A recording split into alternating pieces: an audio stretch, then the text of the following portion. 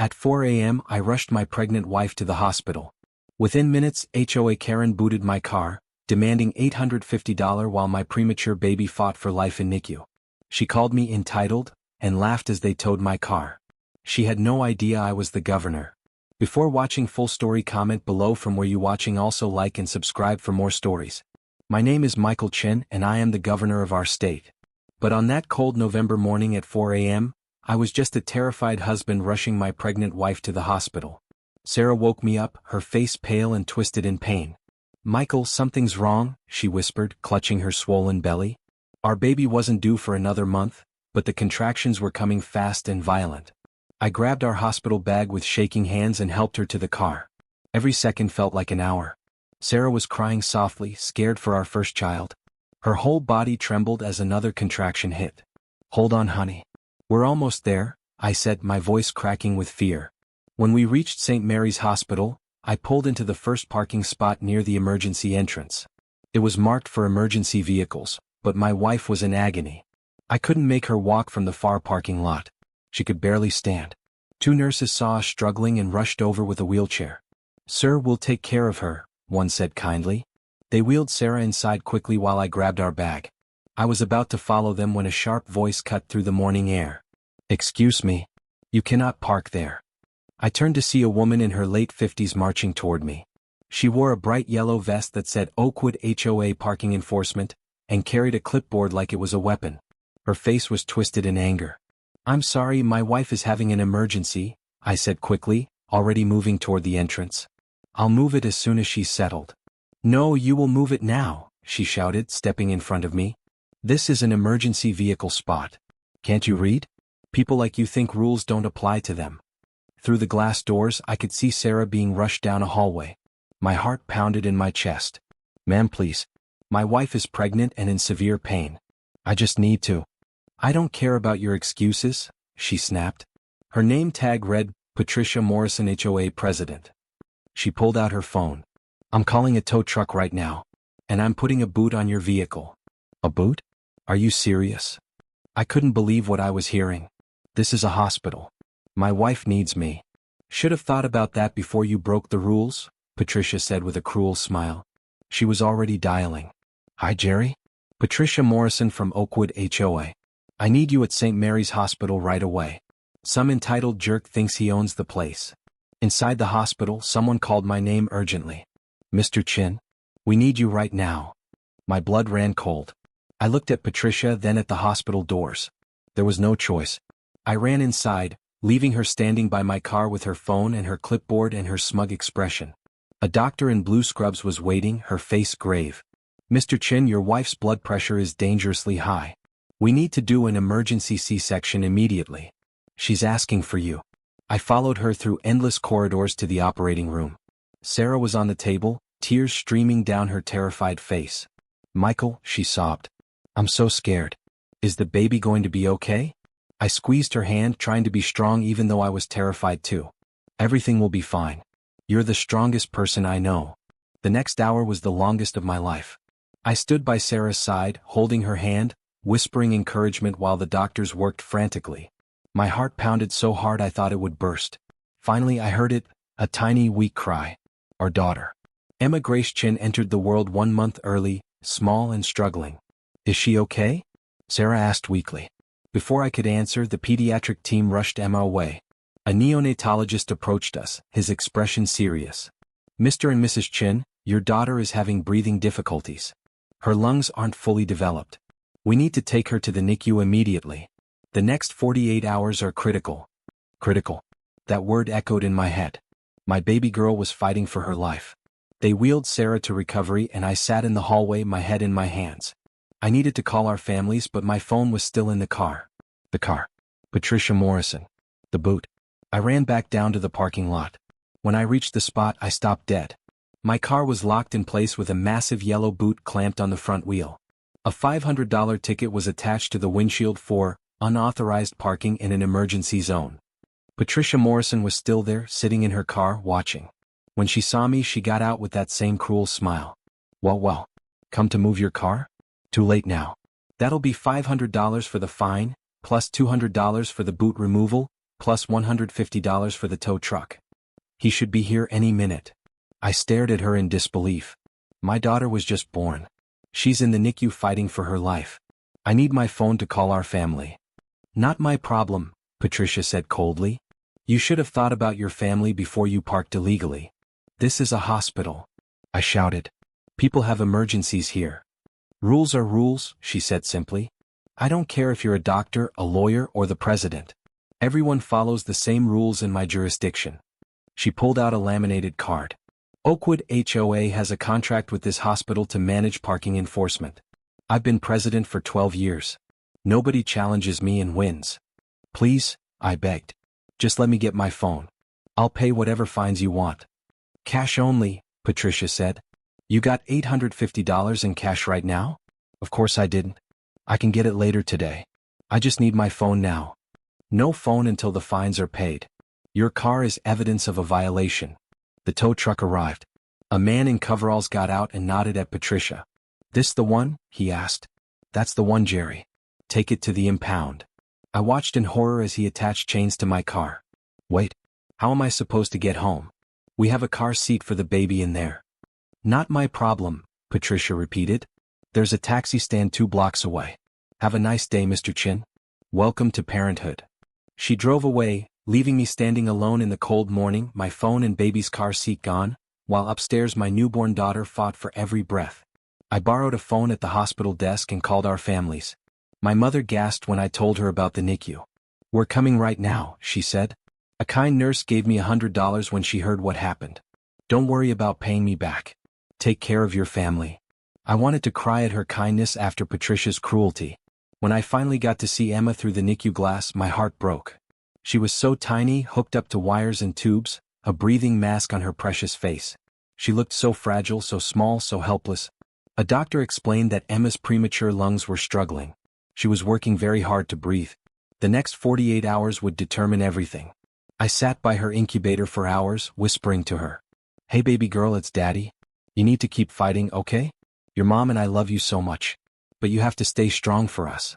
Each breath looked like hard work for her tiny body. I wanted to take all her pain into myself. I would have given anything to trade places with her. Sarah was finally wheeled to the NICU that evening. When she saw Emma in that incubator, she broke down completely. She's so small, Sarah sobbed. She's so small and I can't even hold her. We could only touch Emma through the incubator openings. When Sarah's finger touched Emma's tiny hand, our daughter's fingers wrapped around it. We both started crying. She knows you, I whispered. She knows her mommy. That night was the worst of my life. I stayed in the NICU watching Emma fight, praying harder than I ever had. Please God, let her breathe. Please let her be okay. My father paid $850 to get our car out of impound. When my chief of staff Rebecca heard what happened, she started investigating. Governor, you need to see this, she said, handing me a folder. Inside were documents showing that the Oakwood HOA's parking contract with the hospital had expired 6 months ago. Patricia Morrison had no legal authority to enforce parking. She was running an illegal operation. But it got worse. Rebecca had found dozens of complaints. Parents ticketed while bringing sick children to the emergency room. A man whose wife was having a heart attack who got booted. An ambulance driver threatened with a fine. All by Patricia Morrison. She's been doing this for years, Rebecca said quietly. She's made hundreds of thousands of dollars from illegal fines. The hospital doesn't even know the contract expired. I read those heartbreaking complaint letters. A mother who missed her daughter's surgery because of Patricia's parking fine. A father who couldn't afford the boot removal and had to take the bus home while his son was in the ICU. Patricia Morrison had been terrorizing vulnerable people at their most desperate moments. And getting rich from it. Get me everything, I said. Every complaint, every fine. Get me the hospital's legal team and the state attorney general. Get me Patricia Morrison's complete file. But before I could think about justice, Emma had to survive. On the 3rd day, Emma's condition worsened. She had developed an infection. The doctors gathered us for a meeting. Mr. and Mrs. Chen, the lead neonatologist said gently, Emma's immune system is weak because she was premature. We're starting strong antibiotics, but the next 24 hours will determine everything. Sarah grabbed my hand so tight her nails drew blood. Is she going to die? The doctor couldn't meet our eyes. We're doing everything we can. She's a fighter. But I can't make promises. My world shattered.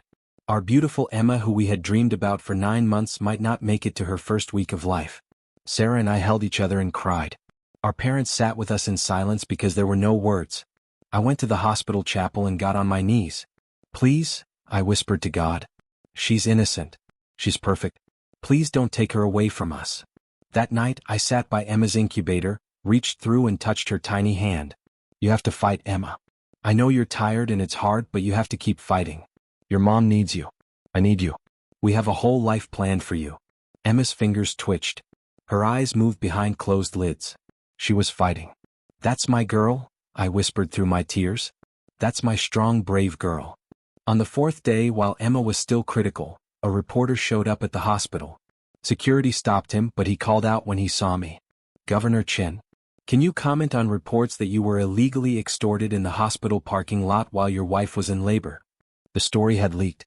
Patricia Morrison was claiming I tried to use my position to avoid a legitimate parking fine. I looked at the camera and thought about all the other families Patricia had victimized. My daughter is fighting for her life right now, I said quietly but clearly. And yes, while my wife was in premature labor, Patricia Morrison not only ticketed my vehicle but had it booted and towed, charging illegal fees under an expired contract. She has been doing this to countless families during their most vulnerable moments. There will be a full investigation. The story exploded. Within hours, it was on every news station. People were outraged. The hospital's phone lines flooded with complaints. Other victims started coming forward. A woman named Jennifer Martinez told how Patricia had her car towed while her 5-year-old son was having an asthma attack. A man named David Thompson missed his father's last moments because of a parking boot. Dozens of stories. All the same theme. Patricia Morrison terrorizing families at their most desperate moments and profiting from their pain. On the 5th day, Emma turned a corner. The antibiotics started working. Her breathing improved. On the 6th day, they removed some breathing tubes. Sarah got to hold her for the first time. I watched my wife cradle our tiny daughter, both crying, and felt my heart would explode with love and relief. She's going to make it, the doctor said with a smile. Your daughter is incredibly strong. Over the next weeks, Emma continued improving. She started eating. She gained weight. Her color got better. The doctor said we could take her home soon. Those weeks in the NICU were hard but beautiful. We fell in love with our daughter more every single day. And through it all, the investigation into Patricia Morrison continued. The state attorney general opened a criminal investigation. The hospital terminated the parking contract immediately and issued a public apology. Then the real bombshell came. Investigators found evidence of systematic fraud. Patricia had been pocketing most of the illegal parking fees herself, reporting only a small percentage to the HOA board. She had made over $400,000 in 5 years. She was arrested and charged with extortion, fraud, operating without a license, and a dozen other crimes. The news showed her being led out of her house in handcuffs, her face red with anger and humiliation.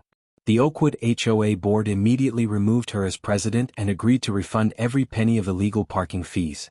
But I wasn't satisfied with just that. As governor, I had the power to do more.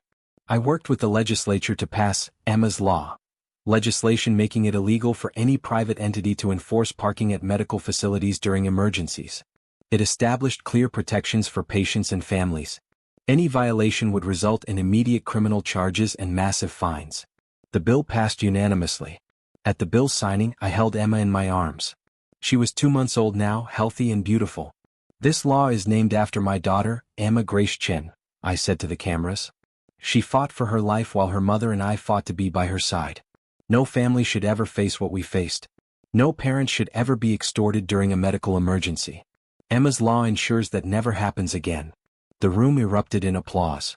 Sarah stood beside me, tears in her eyes, proud and strong. Later that day, the Attorney General called. Governor, Patricia Morrison just pled guilty to all charges.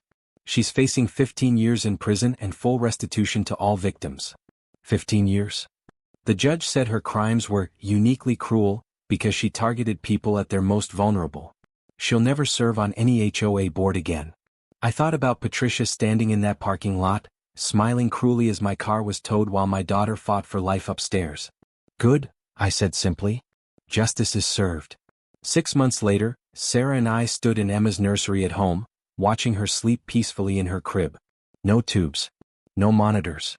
Just our baby girl safe and sound. I still can't believe she's ours, Sarah whispered.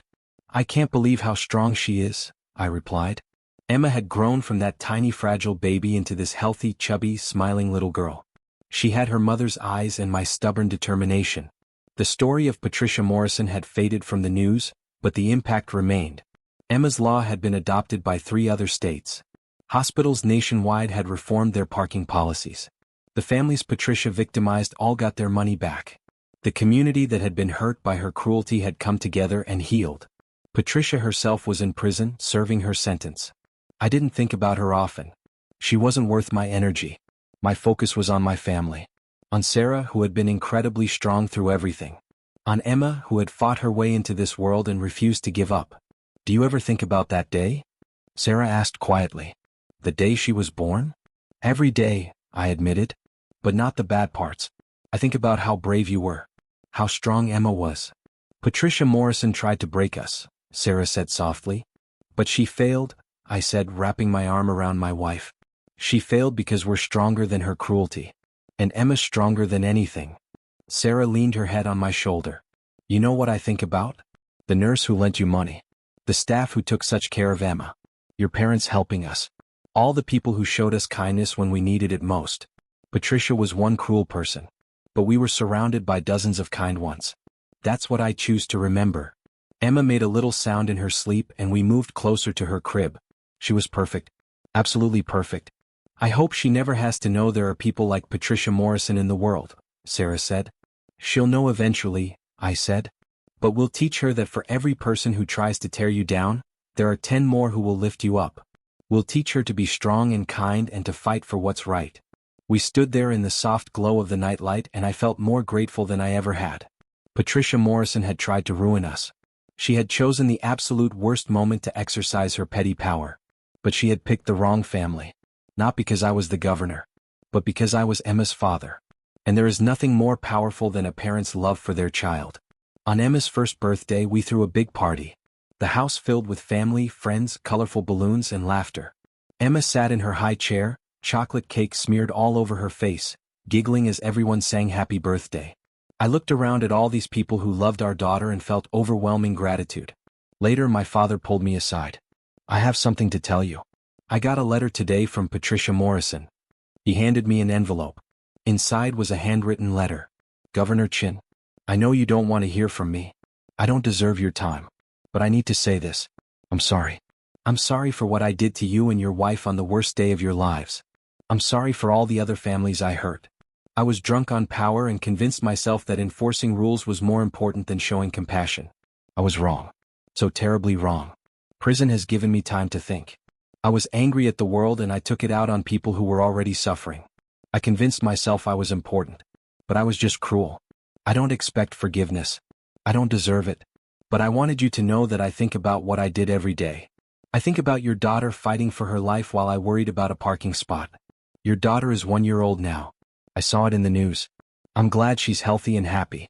I hope you can find peace, even if you can never forgive me. Patricia Morrison. I read it twice then handed it back to my father. What do you think I should do? That's up to you, son. I thought about Patricia sitting in her cell, writing this letter. Then I looked at Emma being held by her grandmother, laughing and clapping. No, I said finally. I don't need to respond. She made her choices. She's facing the consequences. That's enough. My father nodded. Don't let her live in your head rent-free. You won, son. Your family is happy and healthy. Patricia is in prison. Emma's law is protecting families. You got justice. Now let it go and enjoy your life. He was right. It was time to let go of the anger. Thanks, Dad. I went back to the party. Emma saw me and reached her chubby arms out. I scooped her up and she immediately grabbed my nose with sticky fingers. Dada, she said clearly, her actual first word. Sarah gasped. Did she just? Dada. Emma repeated, grinning proudly. Everyone cheered. Sarah pretended to be offended. Really, Emma? After I carried you for 9 months. Emma just laughed and said it again. Dada. Dada. I held her close, this miracle baby who had fought so hard to be here and felt tears in my eyes. Happy tears this time. I love you, Emma Grace Chin, I whispered. More than anything in this world. She grabbed my face with both hands and gave me a wet, chocolatey kiss on the cheek. That night, after all the guests left and Emma was asleep, Sarah and I sat on the couch together. "Best birthday party ever," Sarah said. "She'll never remember it." "But we will," Sarah said firmly. "We'll remember everything about this first year. The good and the bad. And look at where we are now. We survived the hard parts, Michael. We came out stronger." "You're right. And because of what happened to us, other families won't have to go through the same thing. Emma's law is protecting people. Your daughter changed the world before she could even walk." I smiled. "She's pretty amazing." "She gets it from her parents," Sarah said, kissing me softly. We sat in comfortable silence. Then Sarah spoke quietly. "I forgive her, you know, Patricia. I've been thinking about it. She did a terrible thing. But holding on to anger isn't hurting her, it's hurting me. So I forgive her. Not for her sake but for mine. So I can move on completely." I thought about the letter. I think I can forgive her too. Not forget, I'll never forget. But forgive. Let it go. Move forward. "We have too much good in our lives to waste energy on hate," Sarah said. She was absolutely right. Emma was healthy and happy. Our marriage was stronger than ever. We had amazing family and friends. We had everything that mattered. Patricia Morrison had tried to ruin the most important day of our lives. She had tried to profit from our pain. But she had failed to break us. And now she was just a footnote in our story, a dark moment we had overcome. Our story wasn't about her. It was about Emma. About our family. About love and strength and resilience. "Come on," Sarah said, standing and taking my hand. "Let's look at our girl one more time." We tiptoed into Emma's room. She was sleeping peacefully, her favorite stuffed bunny in her arms. The nightlight cast a soft glow over her beautiful face. "Happy birthday, baby girl," Sarah whispered, gently touching Emma's hand. I bent down and kissed her forehead. "We love you so much, Emma. More than you'll ever know." Emma sighed in her sleep, a soft, contented sound that filled my heart with pure joy. We stood there for a few more minutes, just watching her breathe easily, sleep peacefully, exist beautifully in this world. Then we quietly left, leaving the door cracked so we could hear her if she needed us. Because that's what parents do. We stay close. We protect our children from anything and anyone who would harm them.